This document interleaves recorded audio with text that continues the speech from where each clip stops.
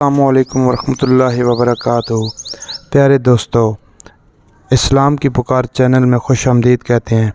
आप भाइयों का दिल से शुक्रिया अदा करते हैं कि आप इस्लाम की पुकार चैनल को लाइक करते हैं।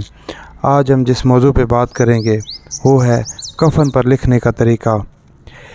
एक शख्स मरने से पहले ये वसीयत की कि मेरे इंतकाल के बाद मेरे सीने और पेशानी पर बिस्मिल्लाहिर्रहमानिर्रहीम लिख देना। चुनाचा ऐसा ही किया गया। फिर किसी ने ख्वाब में उस शख्स को देखा और पूछा कि क्या हाल है, तो उसने बताया कि जब मुझे कब्र में रखा गया, अज़ाब के फरिश्ते आए। जब पेशानी पर बिस्मिल्लाहिर्रहमानिर्रहीम शरीफ देखी तो कहा तू अज़ाब से बच गया। तो उन्होंने फरिश्तों ने अज़ाब नहीं दिया उसको और चले गए। ये जो मैं वाक़या आपके सामने पेश कर रहा हूँ, ये दुर मुख्तियार किताब फ़ैज़ान सुन्नत में लिया गया है। ये दुर मुख्तियार किताब में भी लिखा गया है और फ़ैज़ान सुन्नत किताब में भी लिखा गया है। पेज नंबर है 51, उस पर लिखा गया है। और जब भी कोई मैयत हो जाए तो बिस्मिल्लाह शरीफ वगैरह ज़रूर लिख लिया करें। आपकी थोड़ी सी तवज्जो बेचारे मरने वाले की बख्शिश का ज़रिया बन सकती है।